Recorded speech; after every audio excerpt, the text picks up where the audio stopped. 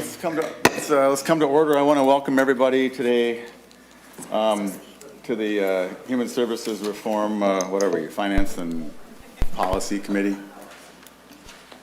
I do have to explain a couple of things. I got a note from the sergeant who protects everything here and keeps us in order. People said, "Who's that picture on Abeler's computer, and what's that number one thing?" And so it's a kind of good news, bad news thing. Actually, I think, Senator Hoffman, we should, I watch a bunch of movies. Whatever's on after 10:30 at night, that's what I watch. But sometimes they'll talk about the warning signs, and some have the sign like smoking. Like that's the warning. So you watch Johnny Carson reruns at night? Oh, that's funny. There'd be smoking on there. But there's the little warning things. And this has been, I think, one of the more grim years to have a committee like this, with the challenges that we're facing between group homes and nursing homes and all the COVID stuff.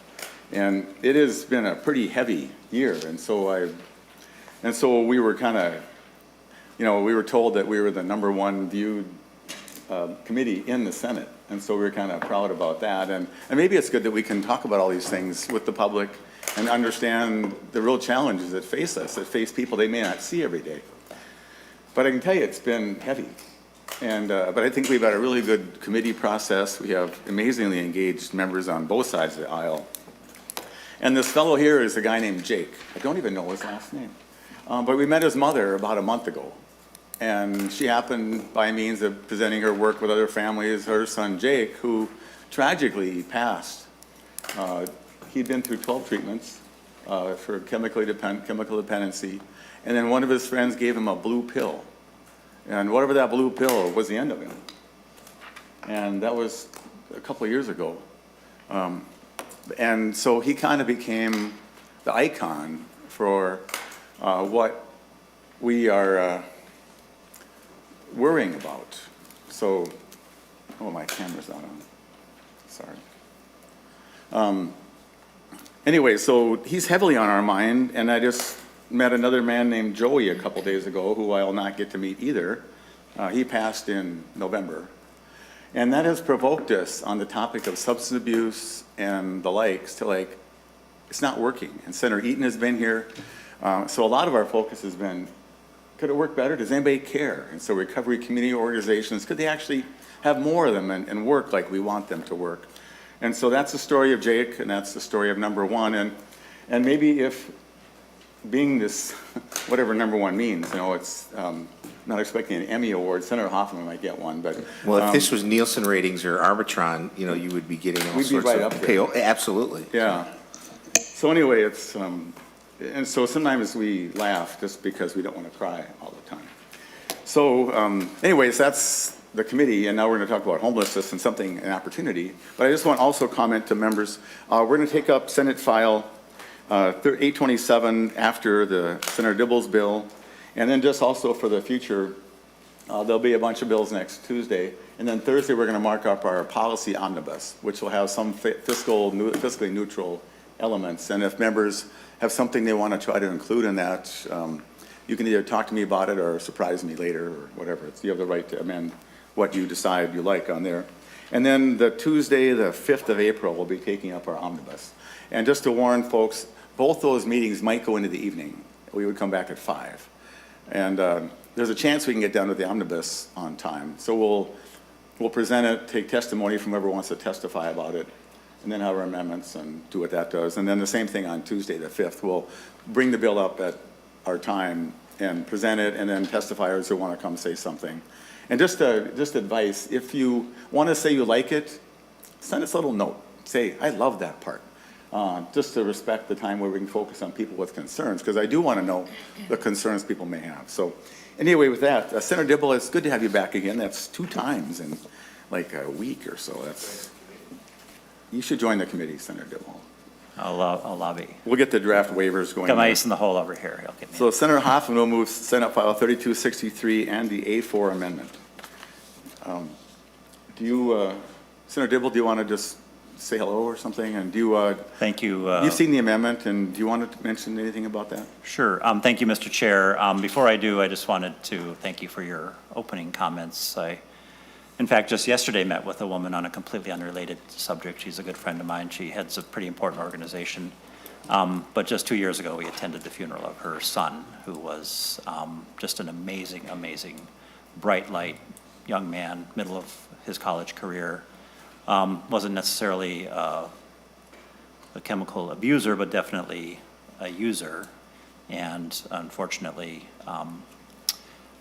took fentanyl unexpectedly and overdosed without access to the benefit of Narcan nearby, and we lost an amazing young man. So thank you for your comments. Well, thank you, Senator Dibble. Members, you heard the testimony on Senate File 3263, which would kind of take the Homeless Youth Act to the next level to support and serve the between 4,000 and 6,000. I think the number we peg now is about 4,500 young people who are on their own every night, 13,000 young people who have that experience every year in Minnesota, in every corner of the state. And the reason we make those grants through the Homeless Youth Act is because that's where we really embody the findings and the policy and the evidence, the research-based outcomes to deliver, kind of in 4 buckets, if you will: street outreach, emergency shelter, and supportive and transitional housing. All the broad continuum of services given on a competitive grant basis to the agencies we know that are really capable of delivering good services. So this amendment of yours, Mr. Chair, is very welcome, especially in light of the fact that it flows through the Homeless Youth Act and it provides a certain number of dollars to help these agencies with their kind of year-to-year capital improvement needs. It's not massive capital. Doesn't look like they'll be building massive new facilities, but tending to what they've got with their facilities. So it's very welcome. I've spoken with the coalition, Youth Services Network, and they are very much welcome. Well, very nice. So basically, there's $1 million that got put into the bill with no language supporting it in the homeless arena. And so this moves that into the Homeless Youth Act and then provides grants of up to $1 million, or of $1 million worth in increments of up to $100,000 for basically, capital needs, not to really build anything but to, buy a new boiler or something. And the idea is, and you can't get it twice in a row, so we're trying to spread it around, and it could be a really key part of any capital campaign, so whatever. So Senator Dibble, anything else? I'll just say the reason it's particularly welcome, and I will do my due diligence over in the other chamber to persuade them of how amazing and wonderful this idea is because I don't want to suggest zero-sum game politics, but the simple fact is now for 4 years in a row, the Homeless Youth Act has come up empty. And other agencies have not. And right. It's not a coincidence or happenstance that that's happened. It still remains to be embraced that this is a unique cohort that has a particular set of services and expertise that needs to be focused, and they have a smaller voice in this arena than others do. So I thank you. And thanks. Any other comments? And Senator Dibble, thank you for your advice on putting it to the Homeless Youth Act. That is actually your piece of this amendment. So with all that, everybody in favor of the A4, say aye. Aye. Opposed? And then we'll lay over Senate File 3263. So Okay. Thank you, Mr. Chairman. thank you, Senator Dibble. No, it's on. This is in the base. Okay. Million in the base. Senator Utke. Senate File 827, and this is out of order, but Senator Utke has to go attend to some other pressing matters in a different committee. And so what we're going to do here is present the bill briefly. We heard this is last year's work. It was in our omnibus or some version of it. And so I'll offer a comment at the end. Senator Utke, just a couple of minutes on it. Yep, thank you, Mr. Chair, and I'll just do it right from this spot because I appreciate you moving me up because I get to go to civil law, so I should stay around for this whole meeting, but anyhow, thank you. Yeah, Senate File 827 is a bill that we have discussed a number of different times in the past, well, in this case, last year, but over the last number of years, we've been trying to bring awareness and focus and make some adjustments, particularly for our in-home, our family child care providers. And the reason is, number one, of course, there's a child care shortage. And that's all over the state. That the number one economic driver for business is adequate child care, and we know we've got an extreme shortage. But it was highlighted that it is hard for a provider to make this business model financially viable. They're not able to keep enough kids within their system because of all the different strings or regulations that are attached. And that's what brought this bill before us back when it first started, was to look at the ratios and the age groups, because kids move through these age groups pretty rapidly, and one day they're good, and the next day they need variances to make this work. And then we also talk a lot about the 3- and 4-year-olds are targeted by a lot of different programs, including different levels of pre-K. The school systems, the state behind those things is taking what are the payers that make this whole system work for the providers, because the younger they are, the fewer they can have. And in no case do we want to make these things these providers and their locations unsafe. But at the same time, we need to take the input of the providers and incorporate some of that, because some of the providers do extremely well with the babies, and others would rather have their business model be the little bit older kids. We need to have some flexibility so that they can offer the type of daycare that they are very comfortable with. They can do this safely, and in the end, we win, because we need to have more open spaces for these kids, because we've got parents that would love to get back into the workforce, but they are unable to because there's no room for their kids. And so that's what this is all about, to hopefully expand daycare, childcare for these people, make their business model more efficient for them, and at the same time, I think we can do it all very safely. So with that, Mr. Chair, I know we've heard lots about this in the last year or two. You can take it from there, and I'm going to slip off to civil law, so I appreciate it. Well, thank you very much. And so Ms. Modi was on the schedule, and we'll bring you up, at the end of the time. And just I want to help you prepare. I don't know if you were part of the discussions at the end of the session. I know Ms. Sommerfeld was. And we just can't get this done now. Give us some time. We'll work on it. I know how many slots have we lost, Senator Utke? 10,000 slots in greater Minnesota in some ridiculously short amount of time, right? That is correct. And, a lot of this bill came from, I'm up in Senate District 2, northwestern Minnesota, and the providers in Beltrami County did a terrific job here a few years ago. Interviewed all of their providers. They went through this whole thing. And yes, the number of spaces, the number of slots that these kids could take up, we lost a ton. And so I'm kind of really looking at what happened in my backyard, but when you multiply that across the state, it's huge.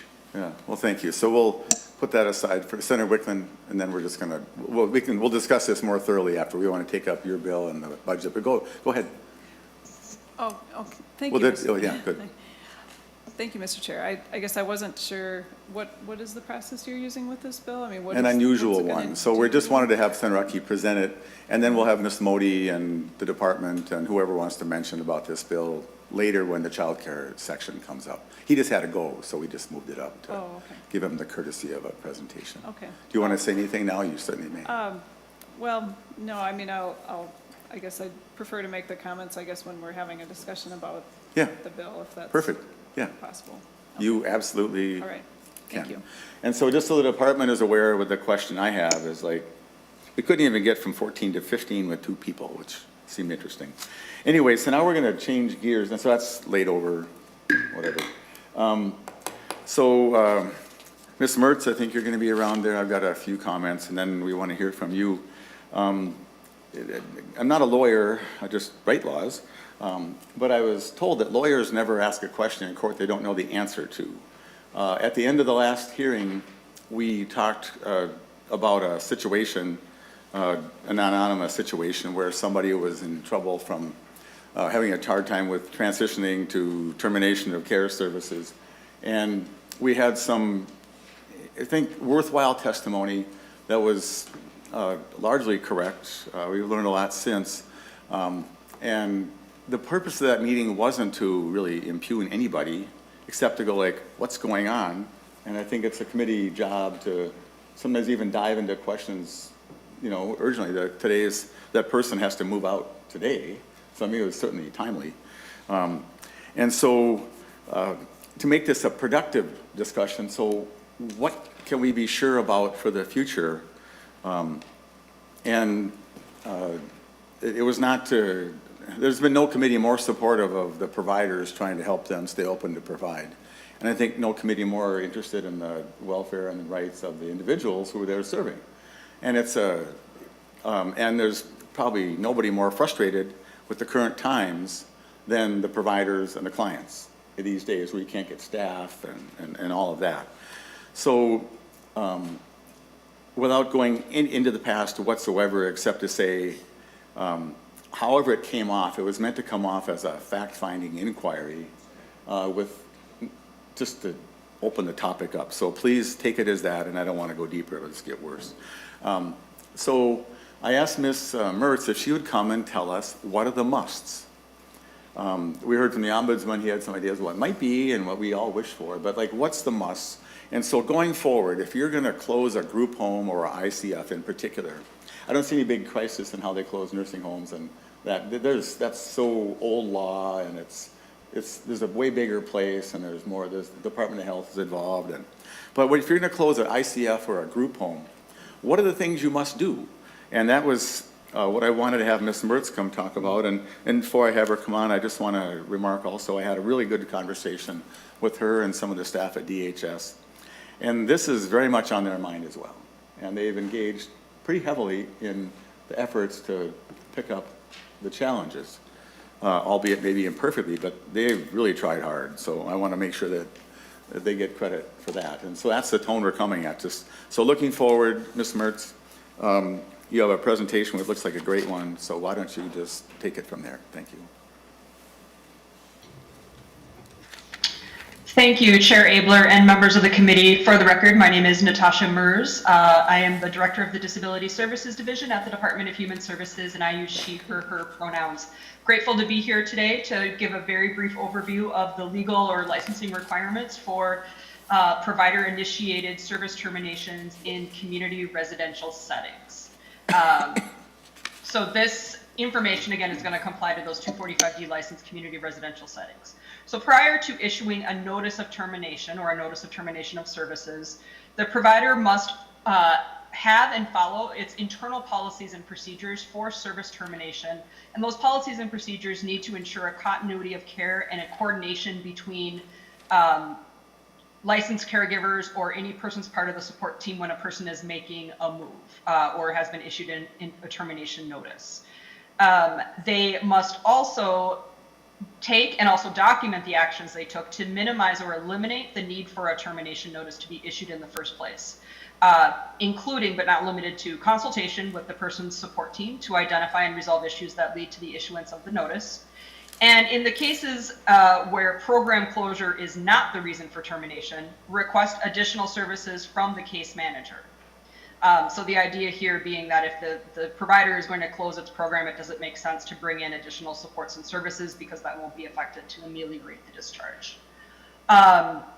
There are limited circumstances in the licensing statute, which if it's in the best interest of the person, if the circumstances were such at the time of notice that the provider was unable to take action and is not able to document number one and number two that I just talked through, then they have to document why they were unable to meet that requirement within their statute and pursuant to their policies and procedures. One note I want to make is everything I'm talking about today relates to when a provider initiates the termination action. People that use services and live in these settings are free to voluntarily move at any given time and are entitled to the same level of service coordination and support when that happens. But we're talking today about the protections that exist for individual people who are living in residential settings to make sure that their rights are respected and providers are meeting their licensing requirements. Next slide, please.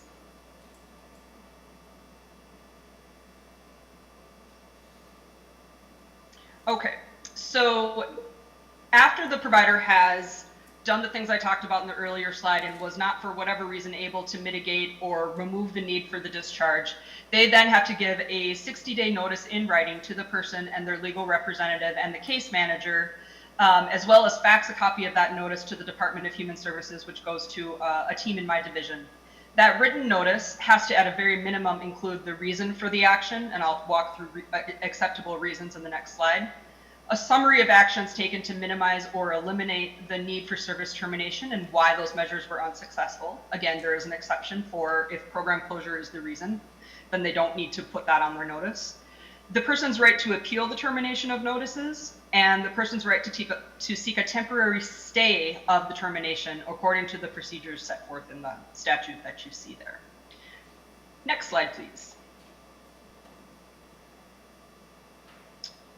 Okay, so I talked before about the providers have a limited set of circumstances in 245D under which it's legally permissible for them to issue a notice of termination. So they can't issue it for arbitrary reasons. The reasons have to fall into one of the circumstances you see here up on the screen, which it's necessary for the person's health and welfare, and the place can't meet the person's needs.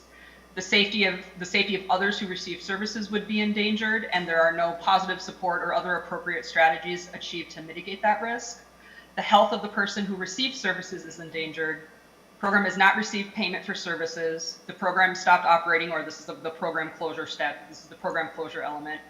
Or the lead agency has terminated the person's waiver eligibility, which means the provider would functionally not be able to bill for services through Medicaid. There are some particular exceptions that apply to state-operated services that are fairly complicated to walk through, and if that's of interest to the committee, we can definitely do that later, but just wanted to note there are some exceptions, but I don't know that they're relevant for today's conversation. So people have rights, and case managers and providers have responsibilities during the termination period or during that 60 days where the person is put on notice that their services will be terminated, and planning for alternative services and supports need to exist. So first, people do have a right to appeal their termination notice. They can appeal it to the Department of Human Services online or by printing a copy and sending it to the appeals division. Case managers during this time are responsible to communicate with the person and their family or guardian, provide monitoring, assessment, planning, and coordination of support. So that includes identifying a new location for the person to move and helping them identify the services and supports and providers that would support the person in the new setting, as well as craft the plan and make the necessary changes to documentation that are necessary to support that move. There is a provision that allows a temporary stay of termination for an additional 30 days if the person hasn't been able to find a suitable or reasonable location for them to go to. Next slide. So I wanted to also note, I had mentioned this in earlier testimony, that a team in the Disability Services Division receives those faxes of involuntary discharge notice in community residential settings, and we do review and follow every notice of termination in these settings that we receive to make sure that the case manager has the resources and the information they need, that the department is available to consult on difficult or complex situations and work with the county if that's appropriate, or identify additional resources, community-based programs, referrals to advocacy organizations, person-centered planning and facilitation. Those are just some examples to give you a sense of the kind of work that we do on these individual cases. We also track and analyze that termination or individual service termination data to assess for trends and systemic drivers of termination notices, and Commissioner Harpstead is very much involved in this, and we are, again, connecting every week to make sure that she has the information she needs to monitor this serious and significant situation closely. Next slide. So just some resources in case people are interested in learning more. I would point out particularly the third bullet, the guide to support a person with residential service termination notice, really walks in a lot more detail through the process, rights, responsibilities, and roles of case managers and providers and people in these difficult situations, as well as some additional external resources with the Office of Ombudsman's offices, mental health and developmental disability, as well as long-term care, and ways to contact the Disability Help MN or the Disability Services Division directly. And that concludes my brief overview. I'm happy to stay for questions or any other support I can provide. Yeah, I'm sure there's questions. So this is helpful. So just to summarize, just for people, we've all talked to our constituents who have a child or a loved one or themselves or in a group home. And, there's not a lot of, this is complicated to me, and we're supposed to be the ones who know all this. But just to summarize, so if you're going to close a program or terminate services, you have to have a meeting with your crew ahead of that. That'd be the support team that they deal with, right? That's a must. Is that right, Ms. Mertz? That's correct, Senator Abeler. All right, so if they don't have a meeting, then they've violated that, and that could be a licensing sanction if they just didn't do it, possibly, or some other fix-it ticket kind of thing. It certainly would be a violation of the applicable licensing statute. It also could be an opportunity to engage with external advocates to sit down and actually have that meeting. So there are a couple different pathways when that initial meeting doesn't happen. I appreciate that. Then there's 60 days notice, which includes the things, and I presume people all know that, but at least that way it's clear. And then, so now the time comes and the person can't find somewhere to go, and can you explain the duties of the next crew? There's a case manager involved. Is there a must on the part of the county, what they must do? Can you just describe that briefly, just so it's clear to me again and everybody else? Sure. Senator Abeler, members of the committee, the county has the responsibility as the delegated case management entity to work with that person to identify viable options for their next living situation and help them make an informed choice amongst those options. And then once those decisions have been made, to work on the coordination of having services in that area, transferring plans over, things like that. That's a case management responsibility. If the person needs a new assessment or needs or wants more intensive support planning, then assessments would also be the responsibility of the county, or referral to person-centered planning or things like that, depending on how deep of a planning service is needed for the person or wanted. Yeah, and so the case manager has a duty to try to find something, and if the list of choices includes only one in any proximity that actually could work, arguably, but maybe not be very desirable, they have accomplished their mission then in providing that viable option, right? Is that fair to say? That if there's no other choices than one, like an ICF or some other thing that isn't anybody's preference, but that is, at least they've accomplished their duty. Is that right to say? Mr. Chair, members of the committee, I would say that certainly a foundational responsibility of the case management person or entity is to find a safe and appropriate location for a person to move to when they've been issued a notice of discharge. The policy expectation and the best practice is, of course, to try to identify more than one viable option so the person can make an informed choice between settings. But I want to be really clear and careful here that the significant and severe staffing crisis that this committee has been understandably and rightfully paying a lot of attention to and having a lot of important discussions is limiting people's choices and case managers' options in terms of identifying real choices for people. Yeah, no, and I'm not trying to, this committee loves choices. It loves, all the individualized everything, but just the world is kind of ending on this. Senator Nelson. Oh, thank you, Mr. Chair. And Ms. Mertz, thank you for the overview. And I just wanted to ask a couple comments. What we found when some of the disability homes were closed in my district and across the state, that's been rightfully concerning and stressful. I would mention two things. One, when I visited with the commissioner about this, and then, of course, we had someone from the district here who I asked, have you heard about the Disability Hub? So it appears to me, and they had not, so that was one of the things that the commissioner had talked about was the Disability Hub as resources, but yet when home was in closure, they didn't know about it. And so, well, this is, I hope that, this is a great resource, but we have to make sure that people know about it, which I know is always one of the challenges, making sure that information gets to where it needs to be. But, so I just want some sort of, so we have the process here, you went through the process, I get the process here, when there needs to be a closure. But really, and we understand the role of the county caseworkers, and I will say, in my county, we found that the caseworkers really did a good job of trying to find new residences that were appropriate and would be successful, would allow for successful transition. But I'm just, where's the department's role in that? Like making sure that all those needed resources get deployed. And then also, I was concerned too when I spoke to the commissioner who mentioned that, the department was reaching out to the case managers, which is a good thing. I was really glad to hear that because we wanted to know, we need to know.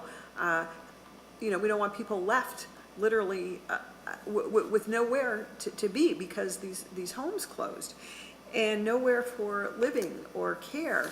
And so it was somewhat concerning to me when a case manager's call was not returned. The assumption was made then by the department that everything was okay. And I think, that's a big assumption that I just don't think we can make. Just because a call is not returned doesn't mean that there's no need or service needed. And so I'm just wondering, Mr. Chair, I'm just wondering, it seems like we should have some sort of, in a fortunate time when there's we hope there's no more of these closures, but there could be. And it seems to me, what I was asking for was, I wanted an actual count. I wanted a census count. I wanted to know how many people were displaced and what were the options, where were they now? Did everybody have a home? And it took a few phone calls to get to that.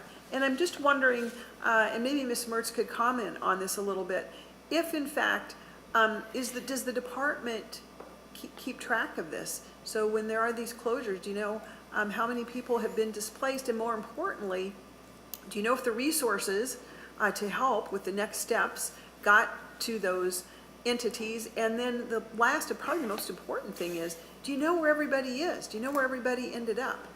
So that there isn't somebody that's left, it's hard to say, but somebody who's just left homeless and without needed services. So how do you know that? That's my question. How do you know that? And if something like this comes up again, how will we know that? How do you keep track of that? Okay, Ms. Mertz, I'm going to kind of capsulize the question just so that we all know what I would like you to answer. And I think more offline discussions would be helpful to get into some of those details. But if you could outline briefly what the department sees as its duty when it detects a group home or ICF in peril. And because it seemed like that one Cardinal woman didn't know about the Disability Hub. That question, just kind of a brief answer. And then just maybe a summary of how you do follow up after the fact, or is it up to the case managers at the county level? You are after all the state, and we've delegated to the counties. So, Ms. Mertz, thank you. Mr. Chair, members of the committee, thank you for those questions, and I will certainly do my best to address them all briefly. Specific, I think the question about the Disability Hub, we do broad outreach on that, but that is a resource designed primarily for people that use services to kind of be our single point or our gateway for them to access services and supports. So the hub is not in and of itself a place that a provider would automatically look to go when having a closure, so I can understand perhaps why the provider in this case wasn't aware of that as a resource. But having said that, we can certainly always do better to make sure people understand and publish where those resources are. So moving on to, I think, the substantive questions of what do we do, what is the department's role when a provider is closing a program and there are multiple people impacted. So as I mentioned in prior testimony, every notice of termination of individual services, including those that are because of a program closure, are provided and faxed into the department, and my community capacity building team monitors, collects, triages, and reviews those and does affirmative outreach to the case manager to see if they have a safe and appropriate plan, if they need support or assistance. In the example of Cardinal, as we work to understand what was going on with each particular individual, the majority of the people's case managers had already been in multiple contacts with the community capacity building team. There were definitely some for which we didn't have a status update because the case managers didn't call us back. And I will say, outside of the context of a closure or the crisis we find ourselves in, it's not unusual for case managers to not need the department's help to find a safe and appropriate location. I think the stakes are obviously higher, and I absolutely understand the committee's concern with looking at making sure that the department is following each and every person to make sure that their plans are appropriate given the limitations in staffing and kind of the state of our system. But I would say historically that's not been something that has been strictly necessary, but we have changed our practice to make sure that we are following and tracking those things. So the short answer to Senator Nelson's very good questions are, yes, we know who the individuals are who are impacted because we receive the notices of their terminations. We track them in our internal database system. We follow up with case managers at least 3 times. We make 3 separate attempts to contact case managers, and if they don't call us back, it depends on the situation. We may then follow up with the lead agency, or it just kind of depends on what's going on in that particular situation. Well, thank you. That's pretty good. So I think we're going to bring this in for a landing now. This has been, I think, really productive. If I could just offer a suggestion to the department, who can run itself however it wants, but it might be productive. I don't know if all the case managers know about this. The pressure has to be on the local case manager. It shouldn't be on the central department.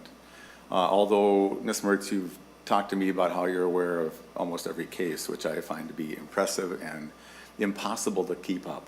Because there are going to be more closures coming. Tragically, there's proposals we're going to hear about today from the governor, you have one of ours, to try to stave off these tragedies. But maybe but what I hope to accomplish today, I think we have. So it's pretty clear in this handout that there's a duty to have a meeting before you're going to terminate services, before you even tell them you're going to terminate services. Like, hey, we might be terminating services, so we have to have a meeting with the case manager and the local support team. You have to do that. If you're running an ICF or a group home, no choice, you have to. Then 60 days, and everybody knows about that part. And then the follow-up is really led by the county and the terminating provider. And there is an appeal to that. And it seems to me that it says 30 days you can appeal, and then the provider has to continue for 30 more days, it looks like to me. So we are the committee charged with the oversight of this. I think we're overseeing it pretty well. I think it's more clear than it was. Senator Hoffman, do you want the last word? No, I don't want the last word, Mr. Chair, because You're gonna get it. this is your number one you get rated it. committee in the state. So there's a couple of systems issues I think you're going to need to look at in this. And number one is termination from the provider is different than termination from a closing. And there's some nuances in there. I think, it would be wise if a certain former commissioner or somebody that we know would kind of advise us on how that could look or would look, right? That's a systems discussion, because there's some nuances in there that then people start splitting hairs on that, right? And you're correct. There are 3 things that must occur and shall occur, and then most providers are doing the must and the shall, right? And the other thing I think you hit on it is your workforce. We wouldn't be in this problem if we were paying people what they should be being paid as PCAs and stuff. And I think you're addressing that too. And so, not the last word, but I think one of the things, Mr. Chair, is that nuance of, is it a termination from the provider side, or is it termination because of due to closing? And if there's 2 separate pieces there that are conflicting regarding procedural safeguards, due process rights, assurances, then we need to make that more consistent. And I think, and I appreciate bringing up the difference, and I think the issue we're facing now is termination due to closing. That's the crisis in front of us. There's been always terminations due to service challenges, et cetera, and we're probably better at that, I bet. So Ms. Mertz, thank you. So I don't know if I said it, I'll just repeat myself if I didn't. That it might be helpful for you to prepare, you put bulletins all the time anyway, but maybe there could be a, what if something closes in your district, in your county bulletin, where you could outline that there's this disability hub and that is the resource. Remind the county, they're on the hook. This is a county responsibility and why they have property taxes. But in the beginning, it's kind of, there's this support team and the requirements to close and then the follow-up, but they're absolutely on the hook. And I think that the better we can just declare that, then there'll be far less stories that will be tragic to us. So thank you very much, Ms. Mertz. That was amazing. And I don't think people realize how much hands-on DHS has been doing on this lately. We are now going to take up Senate File 3816 for about 2 minutes. I'll move that. Mr. Monahan, do you want to talk about that? I'd like you to read the bill. Maybe you don't. This is a recodification, which is why we ran. Mr. Chair, members, you know, I believe Senator Hoffman could probably summarize it faster than I could. Yeah, so this results from a reviser's instruction from last year's bill to recodify the language related to min-choice assessments, long-term care counseling, or options counseling, sorry, as well as some of the language around pre-admission screening, basically to reorganize it so that like things are with like things, that the language that falls under different agencies or different parts of the agency are in the correct statutory sections, and to split up some sections that were impossible to read or amend. There's a table in the council summary that's a crosswalk from the old language to the new language. We took a different approach than we did with the DWRS one, where we were able to keep a lot of the old language. This one is what's called a repeal and reenact. That's why pages 4 to 22 look like it's all brand new language. Virtually none of it is actually new language. It is just recreation of the old language in a new order.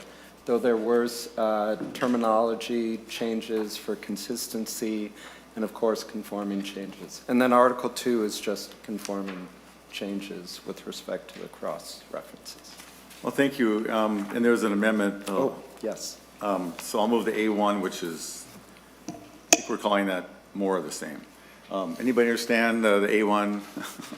All in favor, say aye. Aye. Opposed?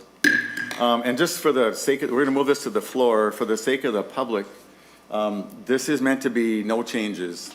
And Mr. Monahan, I probably will have to accept responsibility for how messy it got, because I think we dabbled in this work a little bit in this committee. So at least now maybe it's going to be coherent for people to want to read. And so, but to the public watching, and it's got to be in the thousands of people today. This, we want your, if you see anything wrong about this that you could improve upon, we do want it to be a neutral change. Any comments? With that, I'll renew my motion that, or I'll move that Senate File 3816 is amended, be recommended to pass and be sent to the floor. Everybody understand that? All in favor, say aye. Aye. Opposed? Thank you. That's what it is, exactly. Now we're going to move to the governor's budget, and we're acting on this, but we're really not acting on it. We're going to be amending it with the language to make to add the new supplemental budget in, and then we're going to move this off to the Health Committee, particularly to HS, whatever, Health and Human Services in the Senate here, so that the public has the benefit of seeing an engrossed version, so they won't have to wonder about what page 14 does. Senator Wiklund, do you want to do it from where you're sitting? You can. Sure, yeah, thank you, Mr. Chair. Yes, this is the governor's budget bill, and I believe that you have presenters who are going to go through highlights. Yeah, sure, but let's move the amendment. Do you want to Oh, move the yeah. amendment? Yes, I'd like to move the A22 amendment, I believe is. And in 0361. So I'd like to have amendments explained to me, but not in this case, because this is the governor's bill with all the tweaks and supplements, but at least this way when people extract certain parts, so. Everybody understand the motion? All in favor of that, say aye. Aye. Opposed? All right, Senator Wiklund, do you want to discuss anything, or you just want to go to the department? No, I think I'd like to have the department make Okay. the presentation of the highlights they want to cover. Well, Commissioner, hi. And just so you know, what I asked her to do is to walk through the bill, all the changes, but pretty quickly. And then we want to spend some time on the workforce component, which is really the bulk of their work. So Commissioner, nice you can be here and on this St. Patrick's Day. Thank you, Chair Abeler and committee members. If it's all right with you, I'd like to just generally go over the very highlights of the bill, including the workforce bill, and then Lise Bailey will go through the details and come back to the workforce details, if that's all right. That sounds perfect. Thank you. Pull up our slides.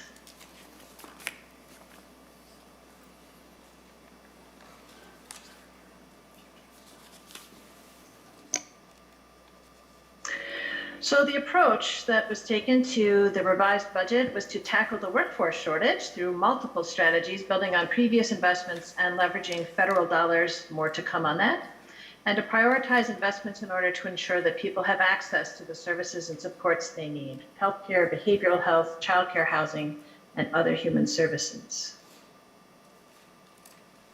This is how the revised supplemental budget package shakes out in terms of the accounts that it flows through. So you can see all of the accounts that touch the Department of Human Services and where the money falls. Next slide.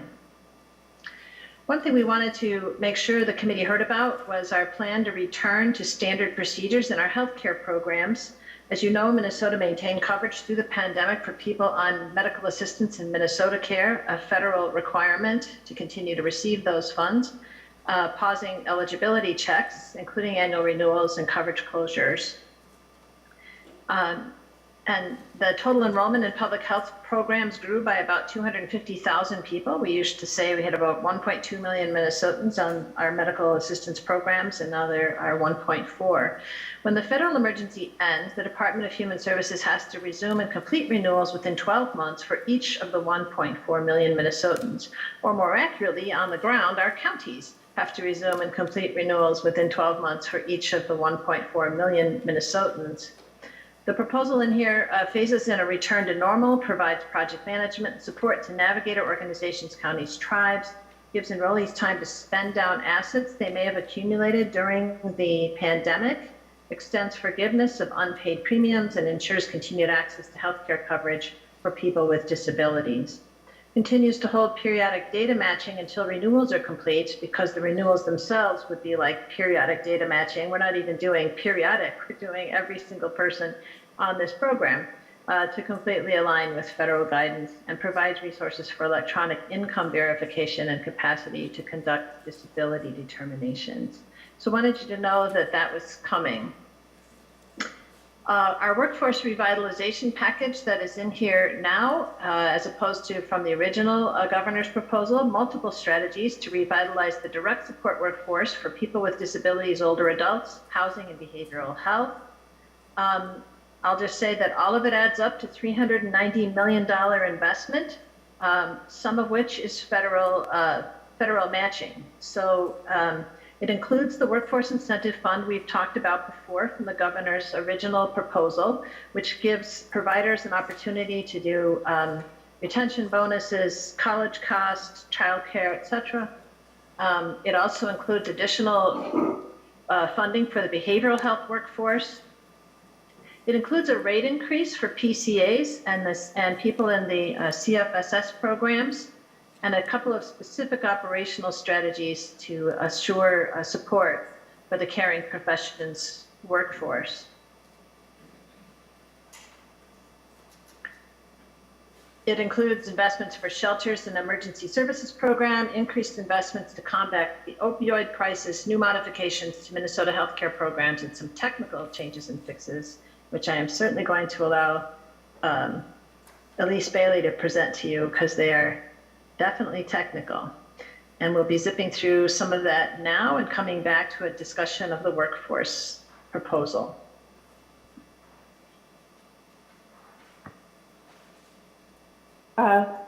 Thank you, Chair Abeler, members of the committee. Well, thanks, My name Ms. is Bailey. Elise Bailey.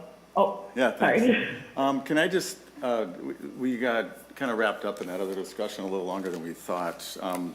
If you don't mind, can we just go to the workforce part? I think people can read, there'll be plenty of things listed. I think that was a really good approach about the philosophy behind the changes, and some of the numbers are in the handouts, so would you mind? That would just help us have more time to discuss the childcare stuff that I know the department has some interest in discussing as well, if you're comfortable with that. So, is that okay? Absolutely, Mr. Chair. Thank you very much. Then if I For the could, record, Elise, if I could, I would like to just say a few more points about the workforce proposal, and then you can get into the details if that's all right. That sounds great. Thank you so much. I just wanted to point out that as I mentioned, our workforce proposal now is about $390 million. It has the incentives that you saw before. It also has wage increases for PCAs and people in the CFSS program. Those are rate increases for those programs, and so they come with federal match. And so we're pleased that we are able to use federal dollars to add into our workforce proposal in general. Again, it gives providers flexibility to determine how to spend those dollars. And then this proposal has an emphasis on the behavioral health workforce and on the PCA workforce. I appreciate that the current Senate workforce proposal has more of an emphasis on the disabilities workforce, is approximately the same size, and it's more of an emphasis on temporary increases and incentives and bonuses. We believe that this workforce shortage is going to be with us for decades, and we think there are needs to increase wages in certain sectors, and so our proposal includes that. And the rate increases that pay for those wage increases also make us eligible for federal match. And so just sort of reorganizing a workforce proposal a little bit differently than the Senate has done so far, and emphasizing somewhat different segments of the caring professions workforce, but otherwise many similarities. So now, Elise, you can talk about the specifics, if that's all right, Mr. Chair. Well, and thank you, and there'll be much more discussion about workforce, but I appreciate the governor's efforts on this. I think it's all going in a good direction. And so I think we're gonna, Ms. Bailey, we're gonna wrap this section at about 2:05, which I think gives you plenty of time to say what you want to say and then maybe a few questions. And that'll be a really good start toward this topic. How's that sound? that sounds great, Mr. Chair. For the record, Elise Bailey, Budget Director for the Department of Human Services. Happy to be here to talk about something that is very, very important to the department administration as well as this committee. So I'm excited to discuss this in further detail. So as the Commissioner mentioned, one big portion of our proposal is the Workforce Incentive Fund that was in the previous edition of the governor's budget, but modified slightly. So the total dollars in this fund will be about $138 million, $118 million for providers of specific disability, older adult, substance use and housing services, and $20 million for mental health providers.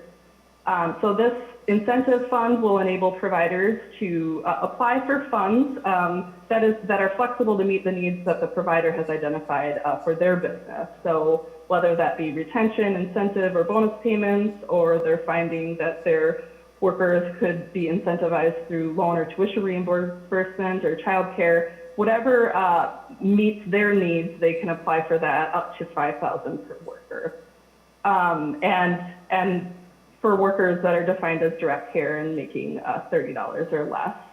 So we're estimating that this could impact between 28,000 and 250,000 workers, depending on the kinds of funds that providers apply for. And we're estimating that these workers serve over 340,000 people across the state. Next slide. As the commissioner mentioned, we also have additions to this package in the behavioral health workforce. So we have a $1 million per year grant to expand peer training so that we have more peers in the workforce. We have an extension of the cultural and ethnic infrastructure grant. We're adding $5 million to the base per year for that grant and creating a new grant for ongoing behavioral health provider workforce grants who serve rural and underserved communities, another $5 million per year. So together, these grants will reimburse providers for the cost of supervision of interns and trainees. It will also fund master's degree tuition costs and licensing and exam fees. As the commissioner mentioned, we also include a rate increase for personal care assistance and community first services and support services in the budget.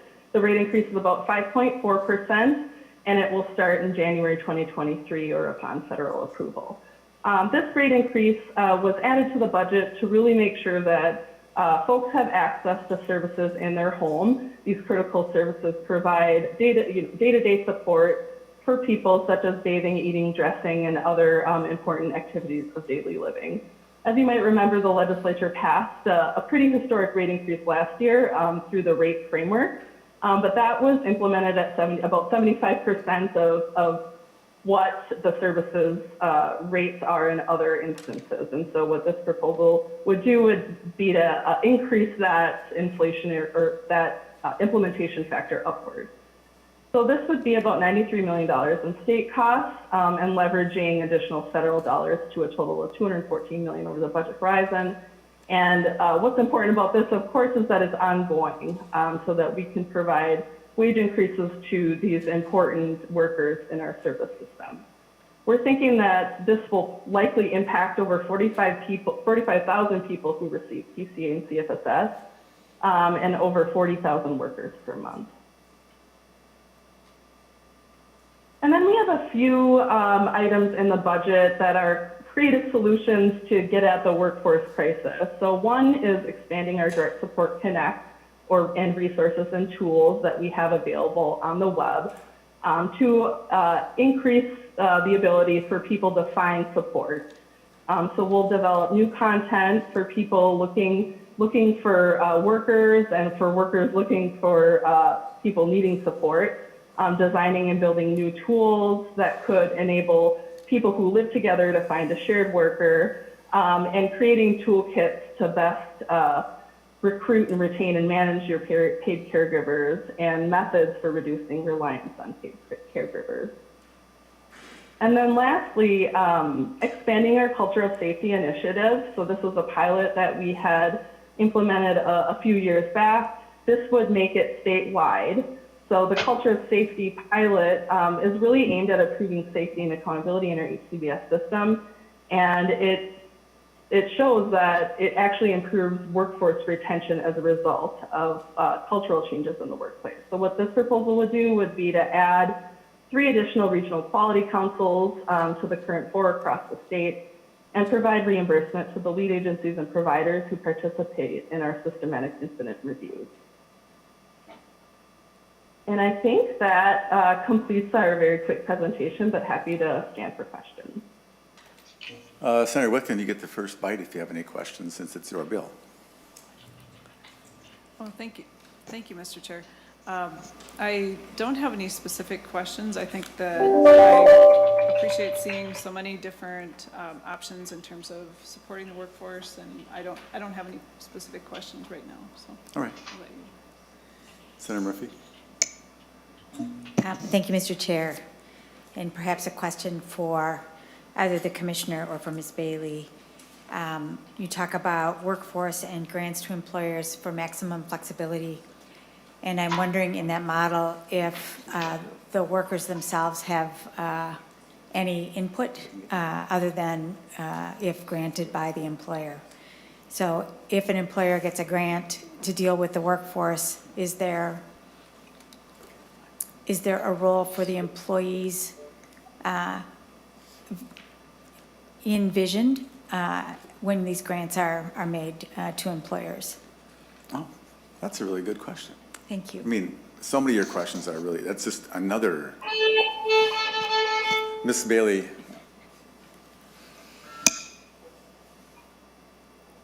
Mr. Chair, Senator Murphy. So the way the grant would work is that the provider would apply for the funds and they'd have to identify how they would utilize the funds. So not on our end, you know, the employees wouldn't be in the process on our end, but I could envision on the provider's end, they would have to identify what kind of incentives could really maximize their ability to retain employees. And I can imagine providers would want to understand that of their own workforce. Senator Murphy, if we want to actually, I think this is a really healthy direction that the governor's proposal is going in, and it's, I mean, people, I think, I like it, it's going the right way. I know we're going to come out with something, and so we could, when we write the language, we can talk about there could be a collaborative effort in putting these proposals together, whatever, or however, if there's just a, you know, ask for the money and get it, if that's part of it, I don't know how it ends up. Senator Nelson. Thank you, Mr. Chair. And I see the commissioners on, and my comment or my question really is about grants. And so while we're looking at you know, we have a severe workforce shortage, and obviously with the childcare that just exacerbates the rest of the workforce shortage. My concern is about timing, and I just wanted to, and so we're talking about grants, additional grants here. And you know, the thing is, grants are not helpful if they don't get to the application point, or if they don't get to the relief of the people that they were sent to. And I was just, I wanted to ask the commissioner if I could just take a little bit of a detour, Mr. Chair, on the $22.5 million that we appropriated last year for childcare revitalization grants. Senator Nelson? Yeah. The childcare is coming up today, so if you just want to ask that as part of the childcare discussion. I will, but will the commissioner be here? I want to ask the commissioner. I bet that's Question? coming up All next right. after this. So. Well, then I'll just wait. How's that? Do you to mind ask staying at a the couple appropriate time. All right. I'll wait until that time, and thank you, Mr. Thanks. Chair. So that provoked a question from me about the grant status of some of this, Commissioner, at least. So the people will apply for grants under your model here. When would the grant applications be able to be received so they could start getting the money? Have you thought of that? Mr. Chair, committee members, I would turn to Elise. Elise, I know you were concerned also about grant timing, and what is your thought process about implementing these? Yes, Mr. Chair. I would say that the downfall of doing grants is that they do take a while to get a vendor and to bring, you know, design the application process and to have it actually live. So we envision that it won't be active until at least January of 2023. All right. Okay, I guess we're kind of winding down here. Let me offer you a suggestion. I don't know how many, I forget how many employees you have, Commissioner. You have a lot. You have, at least I know, 700 IT people, and a lot of them are just brilliant. And some would like a little extra work. So why don't we have some of the people who work there set up the program instead of enriching some vendor from Iowa or New York or somewhere and waiting for this to take forever? I guess it's a comment. I just don't understand that. The people who work in I have such admiration for the people who work in the middle and lower parts, as well as, you know, the top people too. But there's all these people there who actually know this stuff. They know what a good one looks like. They're like, really, we're giving them money. You know, maybe some of this whole food shelf scandal would have been avoided if education people would have actually used their own employees to scrutinize it. Anyway, that's my thought. So just take that for what it's worth. So Commissioner and Ms. Bailey and whoever else, I'm interested in all the detail you can provide me on the governor's proposals on these two elements in particular. You know, personally, I'm a fan of PCA increases, as I'm sure the committee would be unanimously happy about that. So if you can get that to us, that would be awesome. Senator Wiklund, do you want to move your bill to the Health Committee, please? Thank you, Mr. Chair. Yes, I guess you brought up. Or a the comment, question. sure.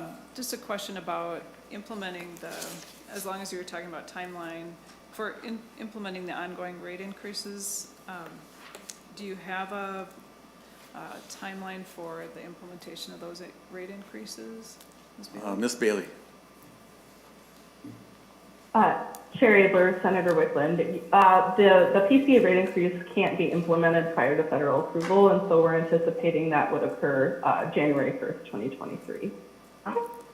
Yeah, okay. Yeah, Ms. just a Senator final- Wiklund, yeah. Final comment, just, I think the governor's proposal includes a lot of really beneficial elements. The workforce items, I think, are very exciting to look at, and I hope that we have a good discussion about all of the different possibilities that the Senate has come up with and these proposals.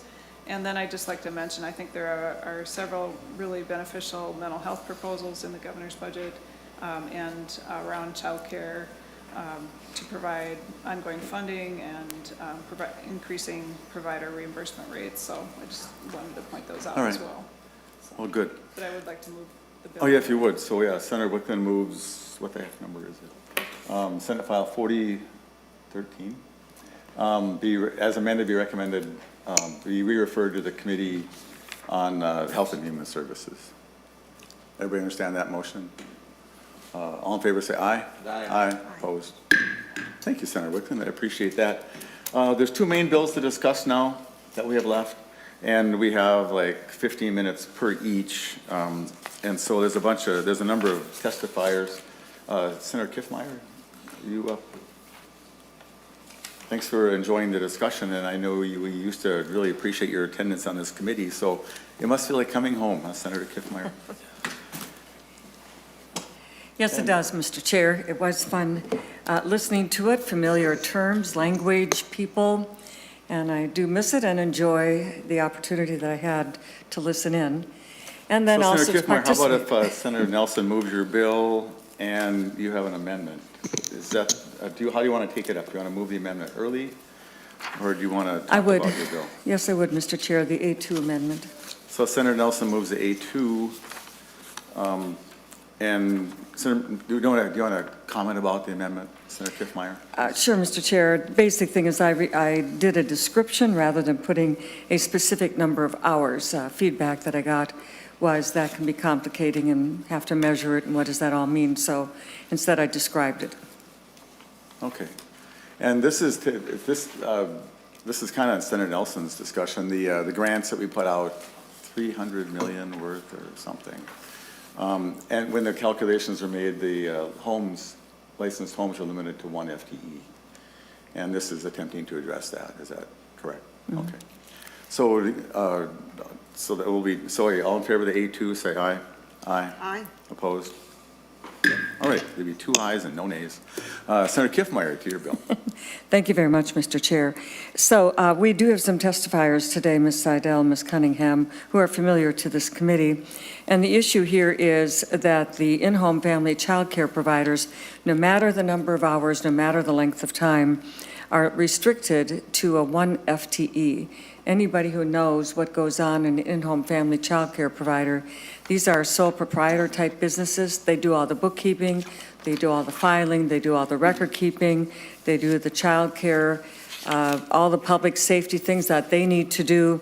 And so giving them a 1 FTE for all of the time that they put in, a minimum of 10 hours a day, 5 days a week. In addition to that, they do bookkeeping and other kinds of work that they have to do in the evenings or on the weekends. So they are much closer to a 2 FTE equivalency for them. And in Minnesota, especially rural Minnesota, 85% of the family child care providers are in-home family child care providers, and some alternatives to that. There are some other specialty things that are in there as well. But the main thing is to treat them more fairly, to give them that 2 FTE will encourage them to continue staying in business. We all say we need them to do so. But this grant situation, which is meant to help do that, while only recognizing a 1 FTE, is unfair to them as in-home family child care providers. And Mr. Chair, I think my testifiers can explain a little bit better than me. And so just to help the testifiers, this committee is very aware of this situation, so you don't have to spend too much time explaining what it is. You each get about 2 minutes, which you can actually use very well, but what you want to do is persuade us why we should do something different. And then eventually I'm going to ask the department how much money is left. It seems like the grants were undersubscribed, at least in some of the grants were. So would this even make any difference in the amount of the money that's going to go out? So I'm going to ask them that at the end. So if the three of you could just limit your comments to those, that length of time, you can say what you want, but I'm going to ask you to stop after 2 minutes. So, Ms. Seidel, it is good to see you again. Welcome to the committee. Thank you, Chairman Abeler and committee members for listening to my testimony today. I'm Julie Seidel. I'm a licensed family child care provider in Utke County for 19 years, also the public director for SBCP. Providers were very hopeful when the pandemic started because the governor and the children's cabinet stated how important child care is to Minnesota's economy and the families that we serve. Providers stayed open to care for the children of our critical workers. We put not only ourselves but our families in jeopardy to help Minnesota through this pandemic. Providers and their family members have gotten very sick and some have even died because they stayed open at the governor's request. Providers have had to close their programs multiple times, losing a large portion of income each time. But we continue to care for Minnesota's children and families. We had hoped when we were told there was funding coming from the federal government and it was to be substantial and to prioritize family health in small centers. Instead, the Department of Human Services, governor's office, and $230 was an adequate amount. That doesn't even cover the loss of one child. This isn't what the federal government had intended as stated in their guidelines. It isn't a fair comparison when using a 32-hour employee of a center as an equivalent to a small business owner that does the work of 3 to 4 employees and often works over 90 hours per week.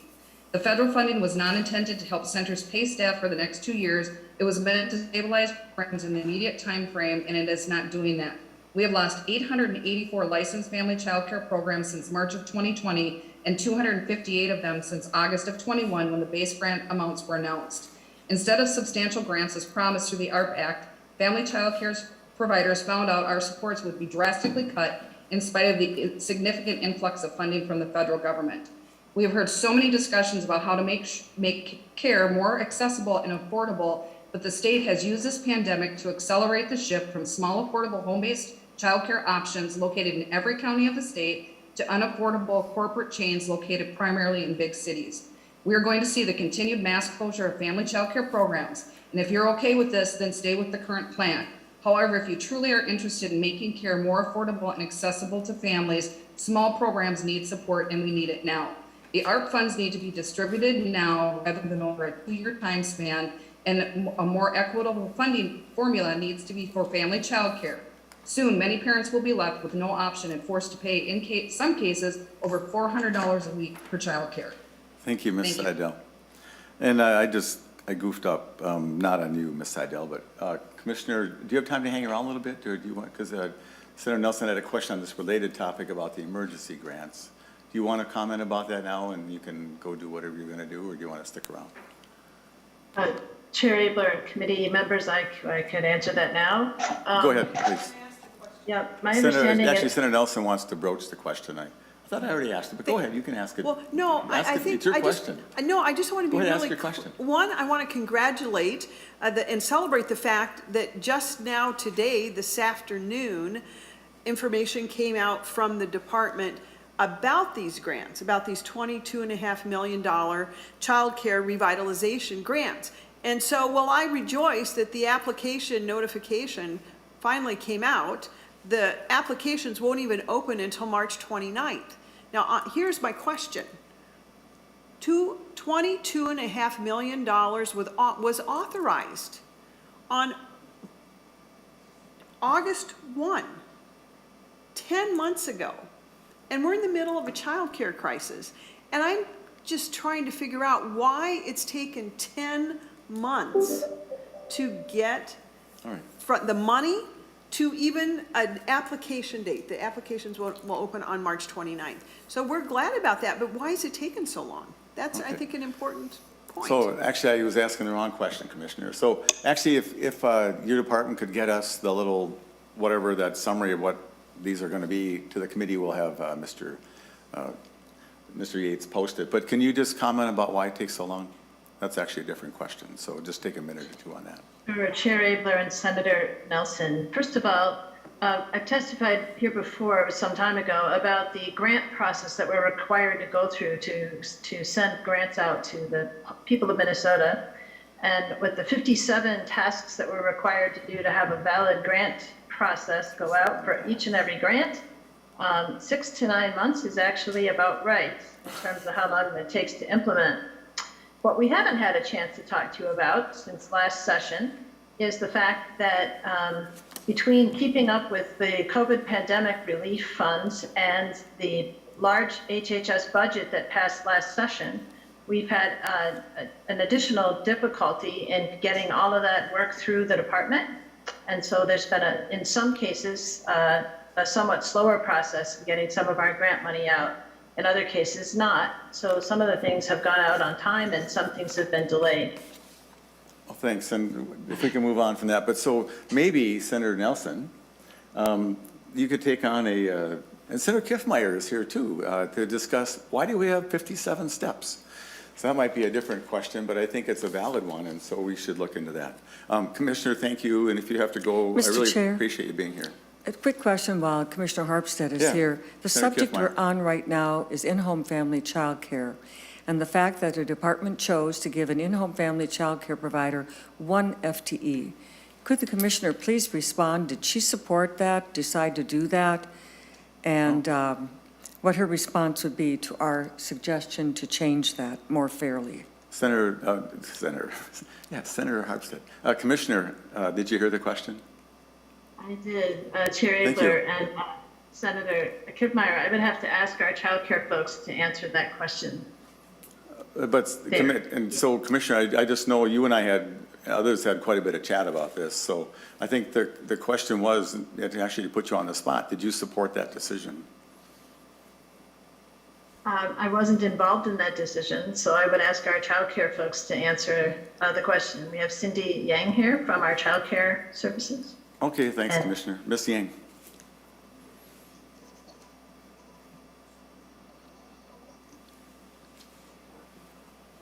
Senator Abeler, this is Tiki Brown, Assistant Commissioner for Children and Family Services, and I can jump in on that question. I think Ms. Yang is having difficulty to jump in, if that's okay. Oh, please, yeah, we're happy for answers. Okay, thank you. Ms. Brown. So I believe the question was the question around FTE and utilizing 1 FTE for the. Well, yeah, for the- Ms. Brown, the question was, well, Senator Kiffmeyer, why don't you restate your question now for Ms. Brown? It's your question. Thank you.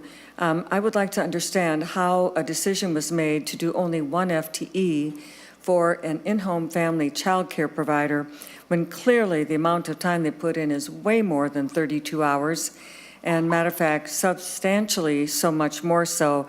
I'm just puzzled, especially when there was a previous formula that all the stakeholders contributed to and supported. Why would you abandon what was well supported by all the stakeholders and then go to choose 1 FTE for in-home family child care providers?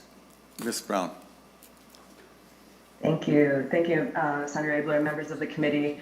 We did look really closely and carefully at the FTE portion for this. There is no national and state definition of FTE.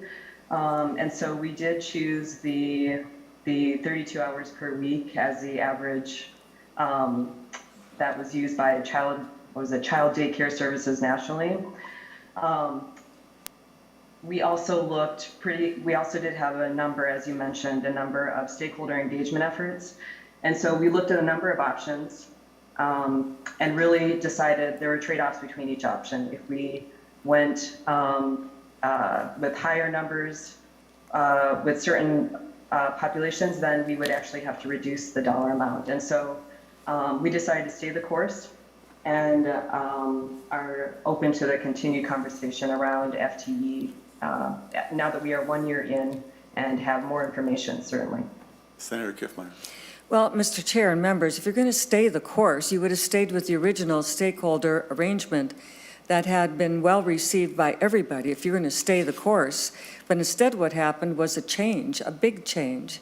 I believe an unnecessary change and an unfair change to in-home family child care providers. Anybody could take a quick look, call somebody. The stakeholder list is there for DHS.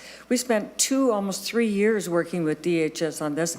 And with the child care division in DHS, you well know who they are.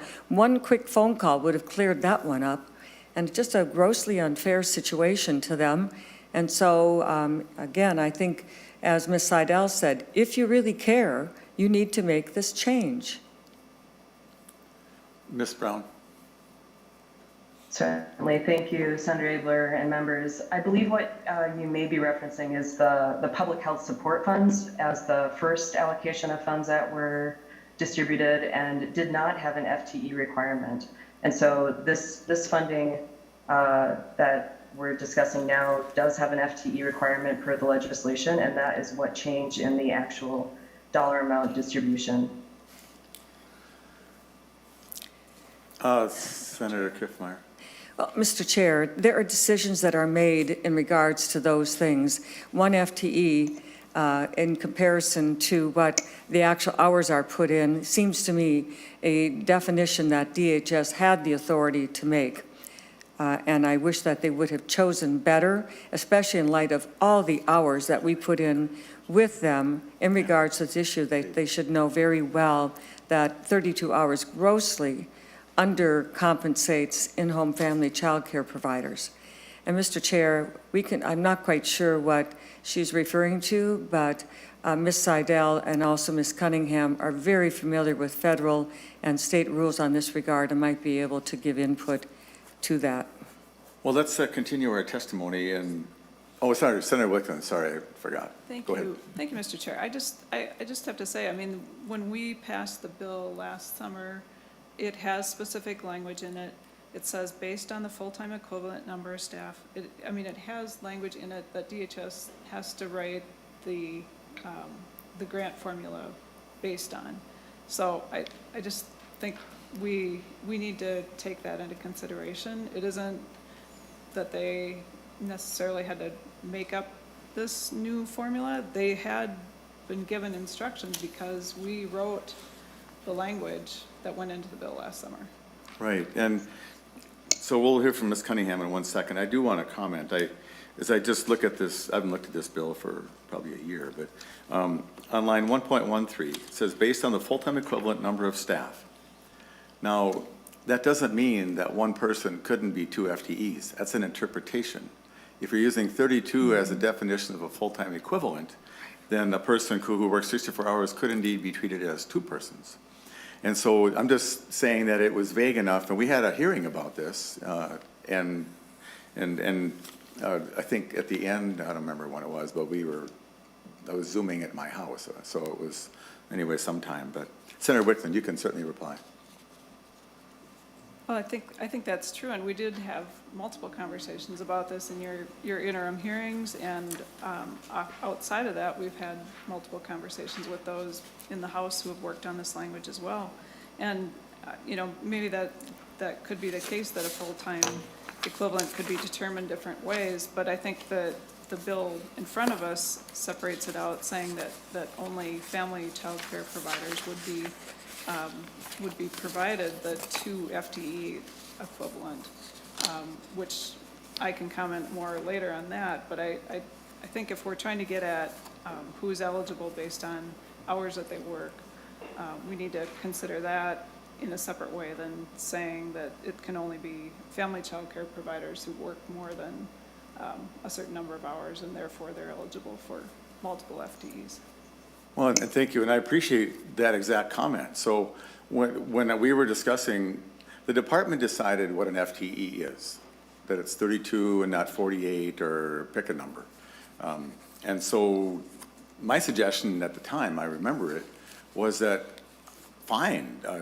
So in child care exposed hours, not administration and buying, snacks or whatever, that it would be fair to treat licensed people with the amount of hours they really do, 50 hours. And in the same way I suggested, then if you have a 42-hour staff worker, that they would get 1.3 or whatever at a center. So that, and if 32 is a standard, because there's so many of those, I guess it's a benefits issue or I don't know what. But so there's a lot of those around. If that's where a lot of people work, fine. But if you're 38, you get a bonus. If you're at 27 hours, you get a partial. And so I remember the discussion, and I was so frustrated. And there were many meetings I was told about this.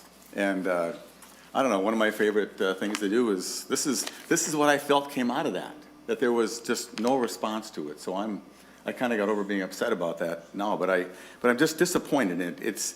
And we were looking at runs, and it wasn't like it was like you were either for home care or for licensed centers. And it's nothing of the sort. This is a collaborative thing. We try to pay rates that are fair. Oh yeah, Senator Hoffman, thank you.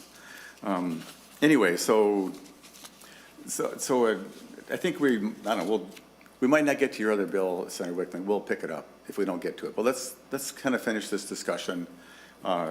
And so let's see how far we get. So Ms. Cunningham, do you have 2 minutes you want to offer? I'll try to get it to 2 minutes. Thank you, Mr. Chair and committee members. Hey, Yoda said, no try, do. So. Okay, we'll do that. So I am Cindy Cunningham. I'm a licensed family child care provider of 26 years in St. Paul. I am also the public policy chairperson for the Other State Association, 501c3, MCPEN, and I'm writing on behalf to support, or testifying and support this. I think one of the things, let me go off my script, so we'll see how this goes.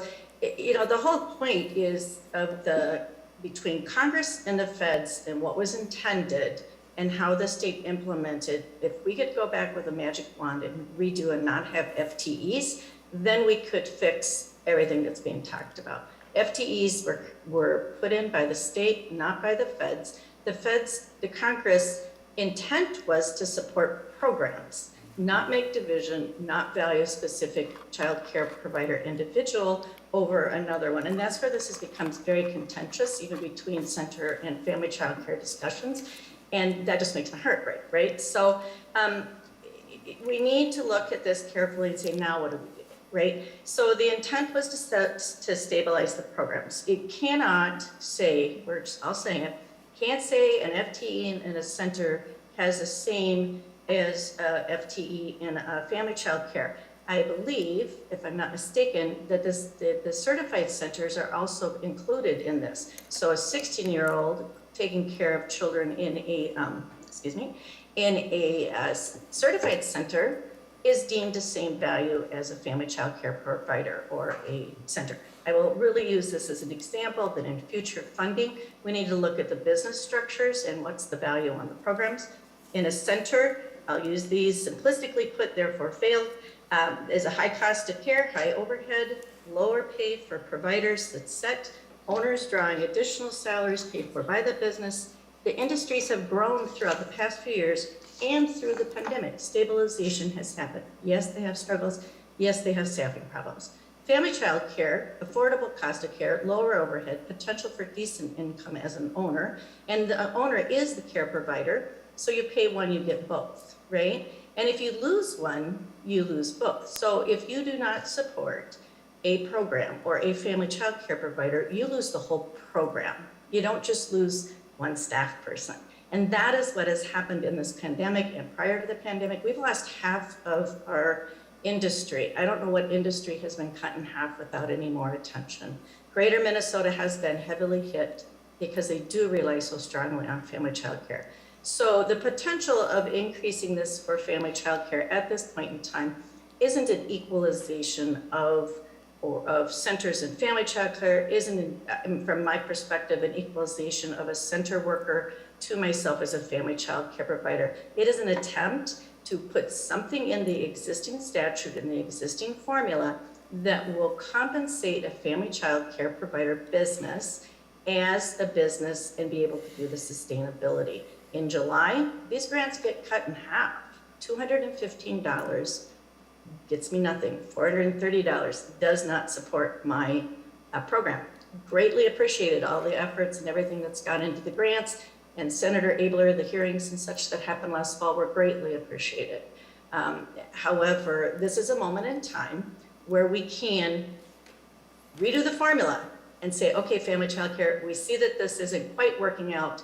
Let's do this for the balance of the stabilization grants and make the program be sustained, not identify just the specific provider type. So thank you. Did I make it? Well, I don't know. I was so interested in your comments, I wasn't keeping track of time. Oh, thank you. And just a note to testifiers, sometimes when you just say what you want to say, it's better than when you take the time to write it out. And so Ms. Sanford, I think it just, you get to have your time too. But I think particularly what I liked about your comments, Ms. Cunningham, is that none of us set out here to create a division. I don't want winners and losers, I want winners, you know? And that's participant ribbons, we want actual, we need them all to win, because there's just such a need. So Ms. Sanford, maybe you can help us resolve this. Thank you very much, Mr. Chair. I am Claire Sanford with the Minnesota Child Care Association. We're a statewide association representing licensed child care centers.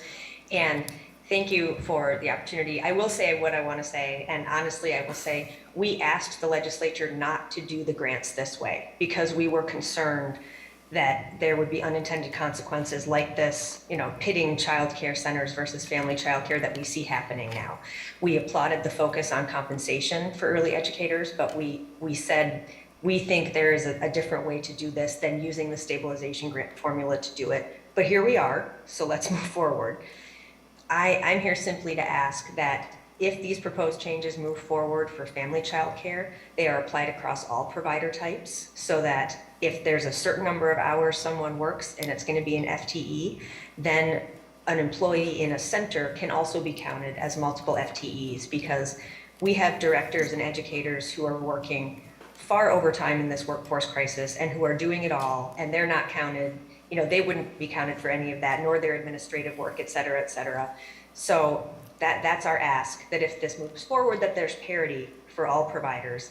And also, if that doesn't happen, we would then request that additional funding be allocated to the stabilization grants because an effective doubling of the family child care grant amounts would significantly reduce the amount of funds for the total pot, and they would reduce the funds that centers were told they would receive and have used to plan for and provide monthly compensation bonuses to all employees. Very well said. And that was amazing. There you go. Thanks. Ms. Brown, do you know, are you the right one to ask, or should I ask Ms. Bailey?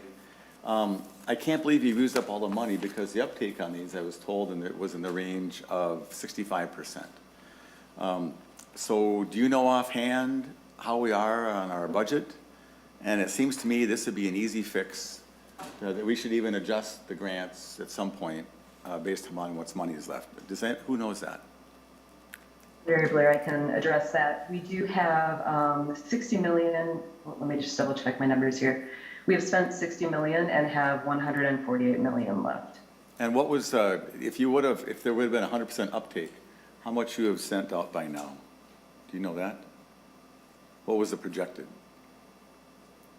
We'll have to do some quick math, but I believe our projections, Sandra Abeler, were in the high 80s or 90% in, as we were allocating funds across years, but I'll need to get a little bit more detail from my staff. Okay, so I got a question for you and Ms. Bailey and the commissioner who probably had to go. There's money sitting left in this bucket for these grants. We just heard the governor's bill, where's the proposal to rejigger those and do something to spend the money? Are you thinking of something, or are you just going to do it yourself, or what is that, Ms. Brown? Senator Abeler, members of the committee, we are really open to working with this committee and others on the conversation that we've had today. As I mentioned before, and I think as Ms. Cunningham mentioned, this was a first attempt, I think, in trying to see what the uptick would take, what sort of uptick we would take and to ensure that we are reaching all folks. We do have until June 2023 to spend these funds. We will need to continue to keep looking at the uptick rate and how we might need to change to really spend all these Yeah. funds. That's the goal. So Senator Nelson has a question. Do you know, I'm sure you watch the other body, is the House working on a proposal to reallocate the extra money? Do you know?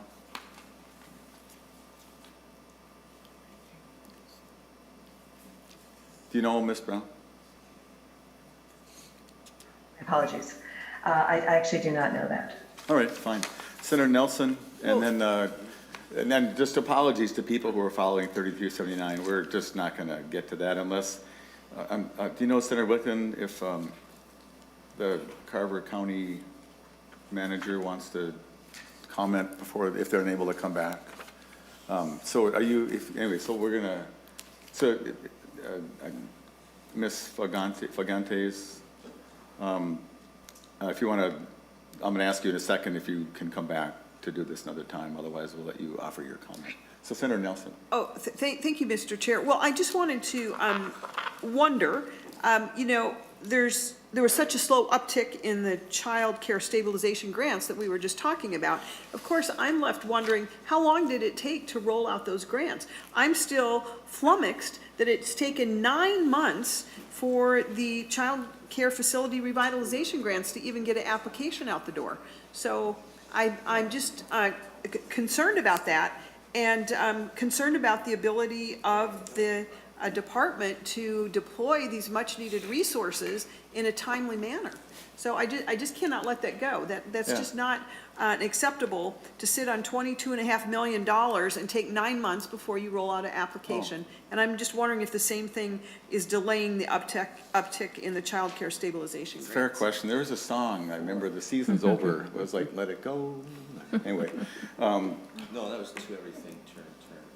Oh, that's, my goodness.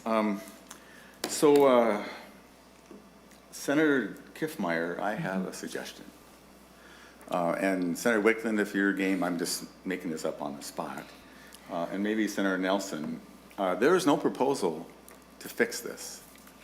Could the three of you get together? Senator Murphy, you want to hop in, you can. I mean, you have two of each in like the next half a week.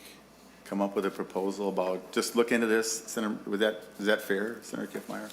The reason I ask that way is that if the four of you agree, it probably could happen, because then it'd be balanced, and we could actually not just come up with a proposal to go nowhere. Because the future of this amendment is that my good friend over there who runs this department is going to like, nah. And so I don't want to do nah, and you want to make a difference. And so if you're game, that's my suggestion. Senator Kiffmeyer, are you up for that? Thank you, Mr. Chair. I am, but I also want to clarify that this bill was introduced on March 3rd, and that since then I've not been contacted by any centers, but I was, and the reason for my bill introduction was about fairness to in-home family child care providers. That's been my special issue. I've not been aware that they are feeling that they have not gotten treated fairly. And if you notice in my amendment, I removed the hours. It was a little bit differently crafted, but I'm glad to work with them to a productive solution that doesn't create division, but make sure that they are treated fairly, reminding ourselves that the in-home family child care providers in this last year have not gotten that benefit. Right, and so my suggestion is, and people watching, this is actually a genuine committee work. Last time we just jumped into the topic about that closure, and now we're jumping into childcare. But I think whatever has to happen is that the centers need to be held harmless. And I can't think how that wouldn't happen. And maybe even do something about some retro thing for the homes, but just see what you can come up with. And the more you can sort it out and come to an agreement with the four of you, the better. Pressure's on, but if you don't, then you won't. So nobody sacrificed what they believe, but there's a way to get to somewhere. Senator Wiklund, did you want to comment? Yeah, Mr. Chair, I just was going to comment. I mean, I think that's fair. I'd like to work with Senator Nelson, Senator Kiffmeyer on this, Senator Murphy, if she's willing. And I just want to bring us back to the grants are going to individuals. The individuals who work in centers are not, this is not fully compensating them either. This is not like this is going to make them, I don't know, well off or well compensated. We simply do not have enough money in this system to pay people what they deserve to be paid. And so this is one grant program to address it in a small way. But I'm happy to work on, ways that we could make this more. Yeah, and I just want to, I mean, Thanks. it isn't often you find tens of millions of dollars to help an industry that everybody wants to do good things for, that is sitting there and no one's working on it. And so I think it's only appropriate that we, as the committee charged with this, would put together a collaborative group and see what we can't come up with. So Ms. Brown, are you game for that? Senator Abeler, members of the committee, absolutely. So just so your other department members know, if they're coming here, they might get put on the spot. So we ask hard questions and hopefully we'll polite about it. And if you don't know something, you're always welcome to not have to know something. So Senator Nelson, I'll be 1 minute glad. thought here? No, Yeah. I'll just be glad to be part of the Oh, yeah. collaborative group to try and come to a resolution here that's really going to help get this money All right. to help our childcare providers. Yeah, and so I think just if I can help devise the charge, the money has to get used up by a time. It was my interest that it kind of taper off so that people just didn't experience a huge cliff, which is why it went to half. The half was because of me, if anybody wonders. Made the early one was bigger, but then it's hopefully that we're out of this business and child care accounts are back up and so on. This is meant to be a soft landing of some sort. And the likelihood of money coming out of here to continue that is, if you're any kind of a gambler, I would not gamble heavily on that. At least coming out of here, who knows what the dust settles at the end. The governor has a very strong proposal, which we know about. So let's see what we can't do. So today is Thursday. This will be an omnibus question, so you have a little bit of time. And so I think this has been very productive. Senator Kiffmeyer, last word on your bill? Thank you, Mr. Chair. I'm glad for you to pull together those of us interested in this issue into a work group, and we hope we can come with a resolution. We will need staff support because of all the numbers and different things we're going to need. But given that, we'll put our heads together, see what we can do. Thanks. And Ms. Modi, are you still here? If you hung around, God bless you for that. Do you want to do 1 minute on, or should we just take it up later? Would that be better for you? Mm-hmm. If you left, don't blame you. So. No, Oh, yeah. I'm still here. Is there somewhere to go with this? Can you help us sort through this? That's what I want you to. Could you just work with Senator Utke and see if you can't come up with something? Yes, Mr. Chair, we can continue our conversations with Senator Utke. I'm grateful about that. So, if you want to go to those meetings on childcare, you're certainly welcome. Anyway, this has been very productive. Thanks to everybody's attention. Happy St. Pat's. And with that, land of Agoran, we're adjourned.